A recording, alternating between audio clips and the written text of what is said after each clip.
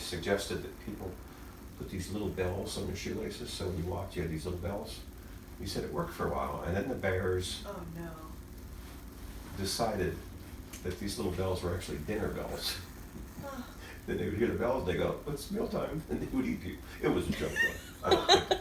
Oh, that's terrible. I said, "So did you ever have any close calls?" He goes, "Yeah." He said, "Yeah, one time in particular."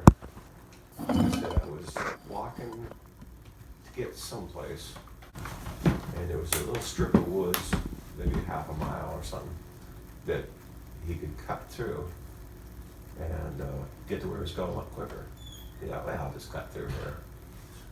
And he said he was kind of concerned about bears, but he said, no big deal, you know. So he cut through the woods. He's going along, and he said he could just sense that there was a bear behind him someplace. And he couldn't see it, but he knew, and he, was kind of watching for movements a little bit. Would you make noise at that point? What? Wouldn't you be like, "Wah," and make noise at that Oh, point? he was saying it was behind him, coming for him. Ooh, like running or walking? Well, he couldn't see it, but he just felt like there was one back there. And he said he's walking, he kept looking back, and he couldn't really see him. He's kind of shadow in the woods, And he said, then he could see it way back there, coming towards him. And he go, "Oh man, I'm busted," So now he's running. And he can hear it now. It's close enough. Now he can hear it. And he's running, and as he's running, he's looking for trees the right size. If it's too big, the bear just climbs up. Tough luck. If it's too small, the bear knocks the tree down. So it has to be a certain size that you can get up the tree, and the bear can't get up the tree. What size would that be? I don't know. I don't know. But he said there was nothing the right size. And now he said the bear is so close that he feels like he'll feel the claws any second. And he said, there's nothing. Suddenly he breaks out of the woods, and there's a field. And he's running across the field, and he says, up ahead in the field, there's a tree. And he said he knew that probably he could not make it to the tree in time, but it was the only option he had.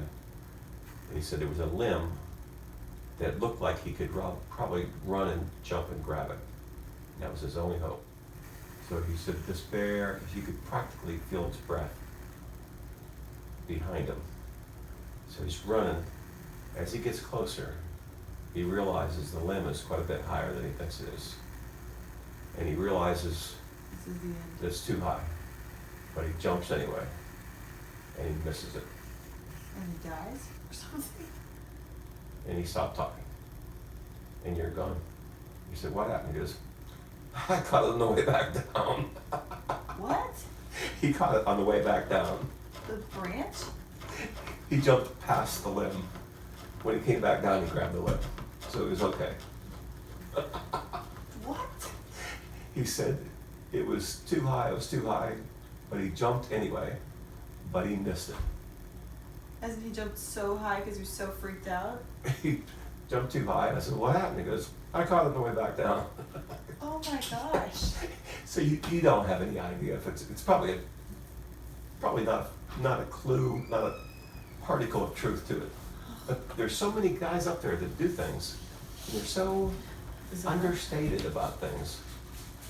They crashed my airplane today. Really? Yeah.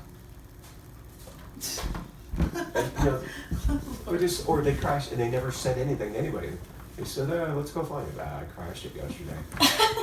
Killed the wife, killed the kids.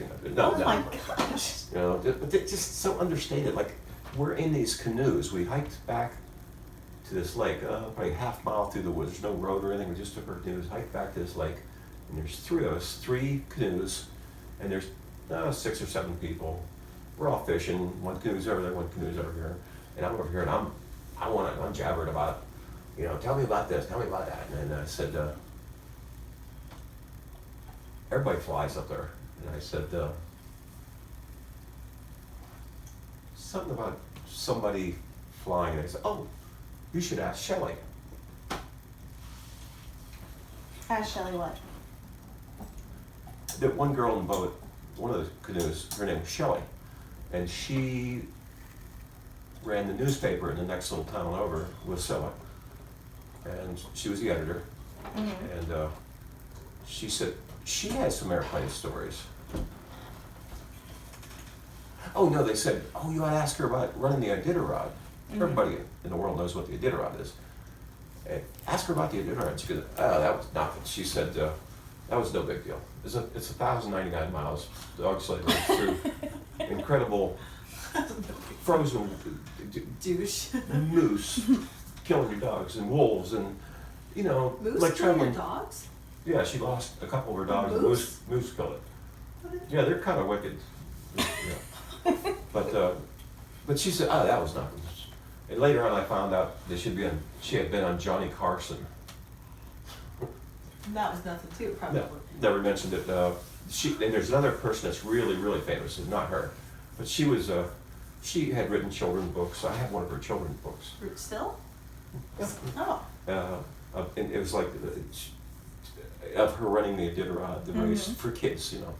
But I said, well, tell me about it. She goes, that was nothing. She said, just getting to the race was a lot worse than the race. And I said, oh, really? What? Tell me. She says, well, you had to take like 3 or 4 small planes to go from one place to get to wherever she was to, I think Anchorage is where they started. Mm-hmm. And she said the one plane,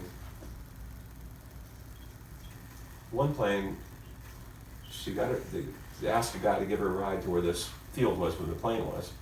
And he said, yeah, I know where that, I'll take you. So they get there and there's a field, it's all grown up. There's a plane sitting there. The front windows are broken out of it.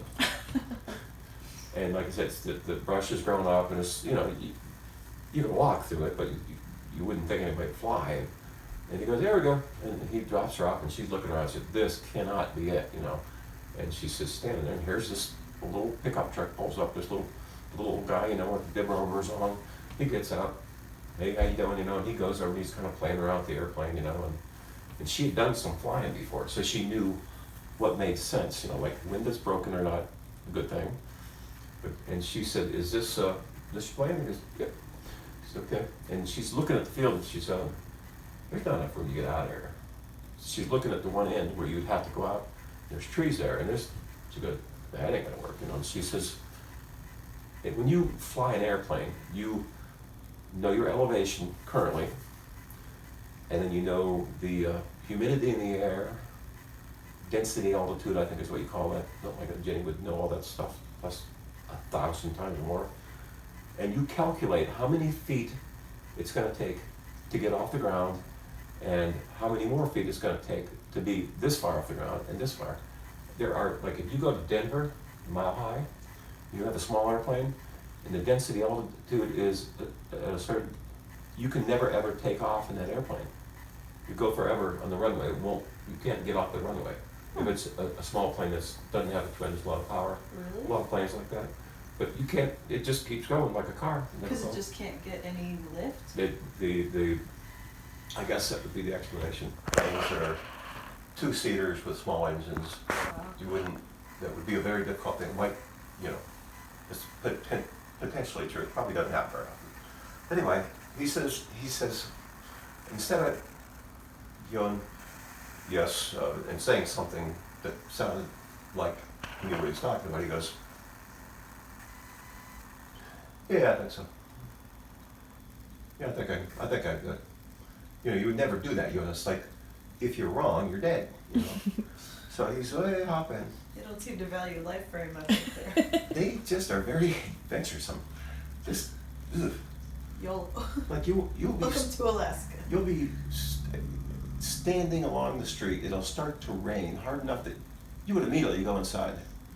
You go inside and you look back out, and it's not dumping rain, it's just raining.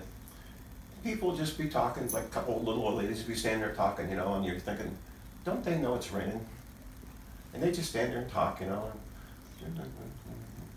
And some people go inside, but some people just stand there, you know, it's like, not gonna hurt anything, you know.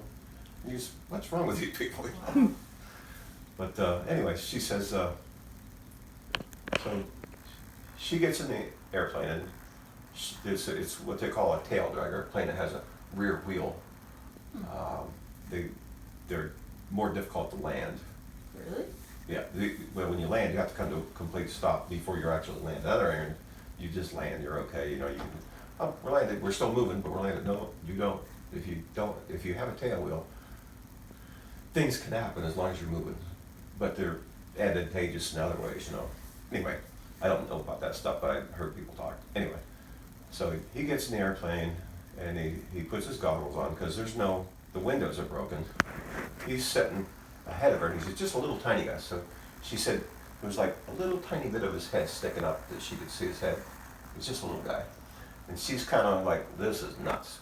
So he turns the airplane around. He goes to the edge of the field. He spins the tail around. So it's actually in the brush, in the woods. So now he has the entire field to go across. He has every speck, every inch to get across the field and take off. What you do is you put your brakes on, and then you rev the engine up. The plane's going like this, and then you leave the brakes.